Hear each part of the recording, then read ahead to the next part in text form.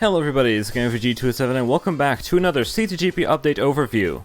Today I'll be summarizing the June 22nd, 2020 CTGP update. There's only one new track, so let's go over that first.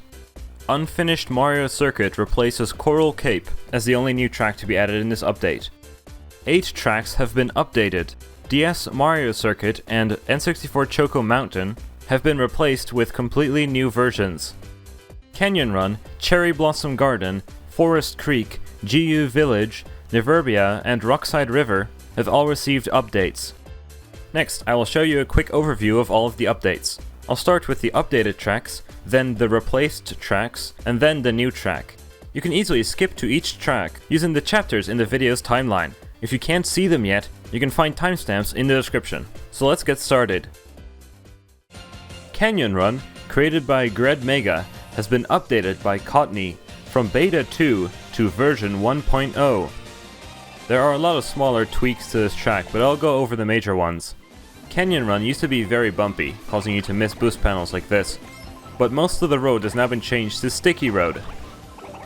This is also exemplified by the hill at the end.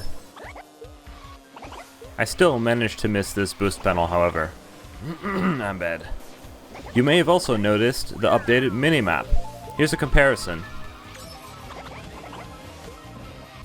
Furthermore, this single item box in the air has been changed to 3 boxes, and the ramps on the track have been made much more consistent in general. That's all for Canyon Run. Cherry Blossom Garden by Renegade Chiara and Chaos Shadow 23 has received a major visual overhaul. That's really the only notable thing in this update.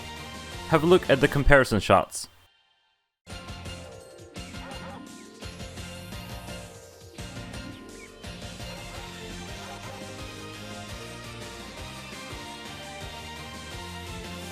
The only part that really stood out to me was that the water section has been changed to grass. That's all for Cherry Blossom Garden. Forest Creek by Oaken has been updated by Luke Chandler from version 1.0.4 to version 1.0.6. There's currently no changelog on the wiki, but I managed to find some information about the update regardless.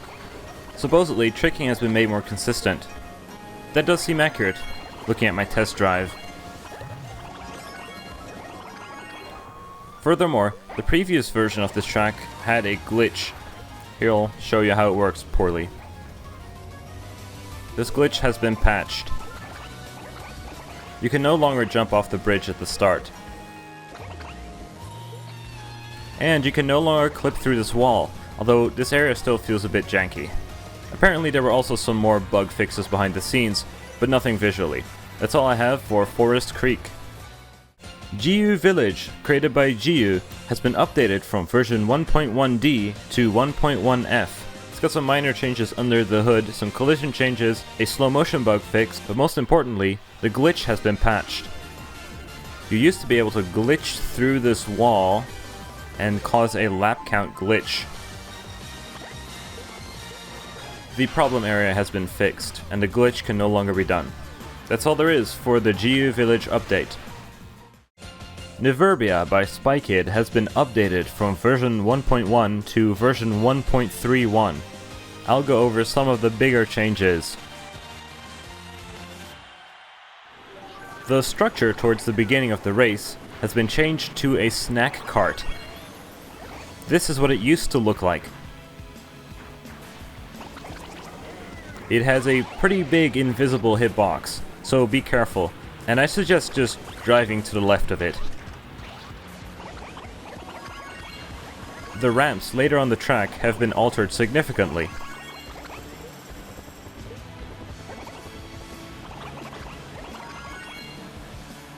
This is what it used to be like.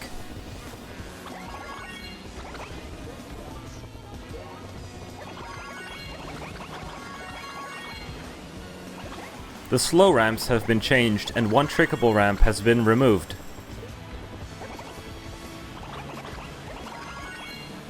The geometry of the road in the shortcut has been altered as well.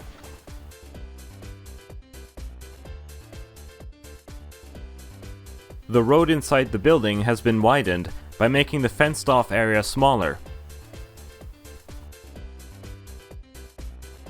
I also noticed that some of the textures, like the road or the snow, have been mirrored. That's all for Nivurbia. Rockside River by Ermelbur has been updated by Spikey and Rhino Rocks from version 2.0 to version 2.2. The update adds shadows and optimizes the track to remove lag online. I'll show a comparison of the intro cameras. The shadows are nice, but the whole track has become darker. Personally, I'm not a big fan of this. The anti-lag changes are not very visible, but take this billboard texture for example. Its quality has gone down. Here you can also clearly see the difference in brightness. That's all I have to show for the Rockside River update. DS Mario Circuit has been updated to a new version by ZPL Gaming. The previous version was made by Zilla.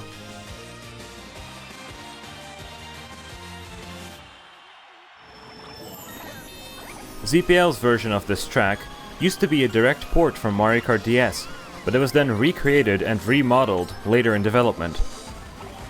This track features not just arrows, but animated arrows. Now I know why this track got accepted by the CTGP team. The sand road is no longer slippery, and I'm a big fan of this change. As much as I'm not a real fan of keeping every single retro track in CTGP, at the very least, it's a nice graphical update. If you, like me, noticed that you could reach the entrance to Peach's castle, I'm sorry to disappoint you, but there's nothing to do here. There is nothing behind these doors. And that's all I have for DS Mario Circuit. N64 Choco Mountain has been replaced by a new port by Yoshi Dude 4 and Funky Dude 15.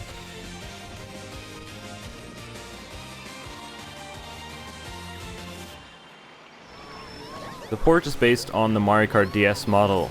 It's got some Mario Kart Wii-esque textures and background scenery to make the track more interesting to race on.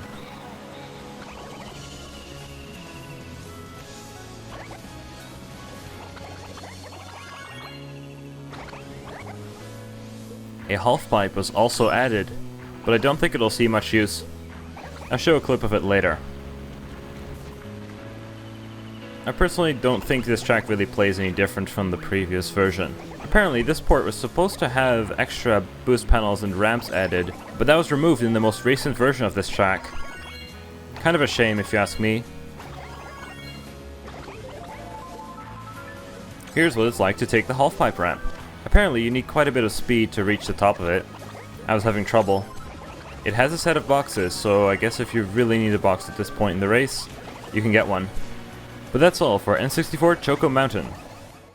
Only one new track in this update, and it's not even completed? It's Unfinished Mario Circuit, created by Jiyuu.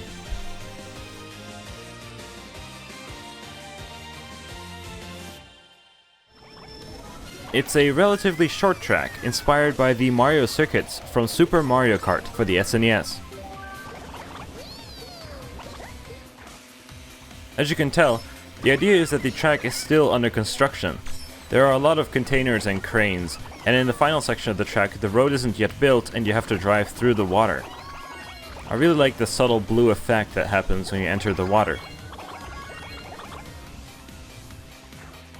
That's one lap on Unfinished Mario Circuit.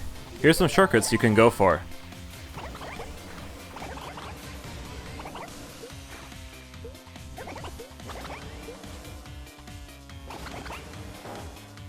Just make sure to watch out for the oil spills. There's also this construction area you can try and explore. So during the making of this video, I tried to look at the track's files in order to see if the construction area had anything interesting in it. It certainly had something interesting. It had a lap count glitch that hadn't been spotted before, and it was one day before the planned release of this update. It has now been patched out, but you used to be able to go backwards, like I'm doing right now, and return back to the start line. After which you could drive some small circles around and have the lap count. So yeah, that had to get patched like in the day before the update happened. And they had to re-record the two ghost datas for this track. Thankfully, these kinds of ultra shortcuts are patched for CT worldwides. However, you could still do something similar on map 3. Although it's actually about the same speed as using a golden normally, they still patch this out because it's a little bit unintended and people might be able to find a more overpowered version of this. But that's all I have for Unfinished Mario Circuit. And that's also the end of this video. You can now download the update using the CTGP channel or the Chatsoft website. Link will be in the description. Also, I did not cover every single change on every single updated track. So if you want to look at everything that's changed, I will put links to the wiki articles of every track in the description below. Also, what did you think of this update? Let me know in the comments. I wish you happy racing. Thank you very much for watching, and I'll see you guys in the next video.